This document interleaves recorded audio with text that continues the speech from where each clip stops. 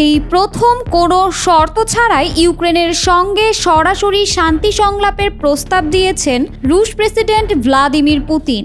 রোববার রাশিয়ার প্রেসিডেন্টের কার্যালয় ক্রেমলিন এ তথ্য জানায়। যুক্তরাজ্যের প্রধানমন্ত্রী স্যার কিয়ের স্টারমার ও ফরাসি প্রেসিডেন্ট এমানুয়েল ম্যাক্রো সহ জার্মানি, পোল্যান্ডের নেতারা ইউক্রেন সফর করার পর এমন সিদ্ধান্ত আসলো। রাশিয়াকে 30 দিনের শর্তহীন যুদ্ধবিরতির প্রস্তাবে সম্মত হওয়ার আহ্বান জানানোর পর পুতিন তাতে সায় দেয়। পুতিন জানান, এই আলোচনা সংঘাতের মূল কারণ দূর করার এবং দীর্ঘমেয়াদী স্থিতিশীল শান্তি প্রতিষ্ঠার লক্ষ্যে হবে।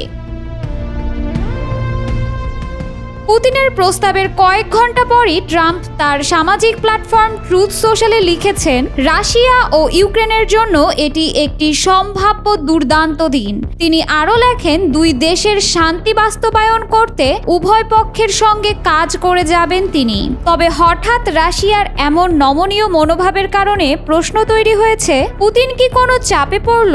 যদিও ইউরোপের নেতারা যুদ্ধবিরতির আহ্বান জানানোর পরপরই ক্রেমলিনের মুখপাত্র দিমিত্রি পেসকভ বলেন, রাশিয়া কোনো চাপের কাছেই নতি স্বীকার করে না। ইউরোপ আমাদের বিরুদ্ধেই প্রকাশ্যে দাঁড়িয়েছে, বলেন পেসকভ। তিনি আরও বলেন, পুতিন সাধারণভাবে যুদ্ধবিরতির ধারণাকে সমর্থন করেন, তবে এই প্রস্তাব নিয়ে অনেক প্রশ্ন রয়েছে যার উত্তর এখনো পাওয়া যায়নি। তবে সেই প্রশ্নগুলো নিয়ে বিস্তারিত কিছু বলেননি তিনি।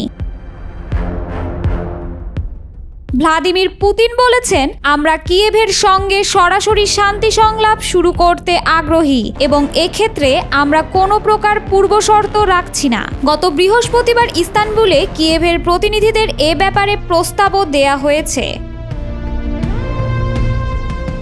পুতিন চান দুই দেশের প্রতিনিধিদের সম্ভাব্য সংলাপ তুরস্কে হোক। এই সংলাপই শেষ পর্যন্ত দুই দেশকে যুদ্ধবিরতির দিকে নিয়ে যাবে বলে আশা প্রকাশ করেছেন তিনি। তুরস্কের প্রেসিডেন্ট রিসেপ তাইয়েপ এরদোয়ানের সঙ্গে এ বিষয়ে কথা বলবেন বলেও জানান পুতিন।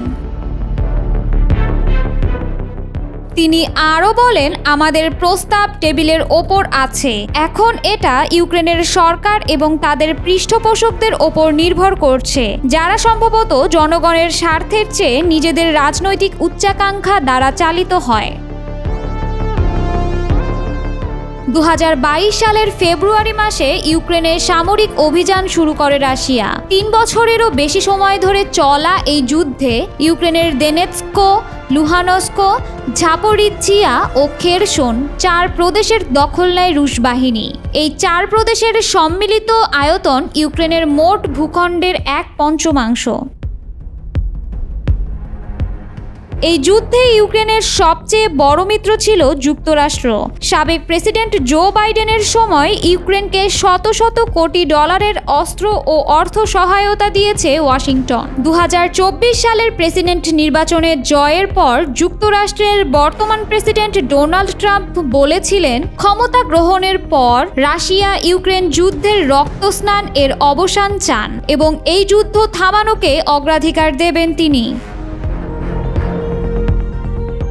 রাশিয়া এখনও কোনো প্রতিশ্রুতি দেয়নি, যদিও পুতিন বলেছেন যে তারা মূলত 30 দিনের বিরতির ধারণাকে সমর্থন করে, তবে কিছু সূক্ষ্ম বিষয় তাদের মধ্যে আগে সমাধান করে নিতে হবে। পুতিন বারবার বলেছেন যে এই সংঘাতের মূল কারণ দূর করতে হবে, যার মধ্যে অন্যতম হল ন্যাটোর পূর্ব দিক সম্প্রসারণ।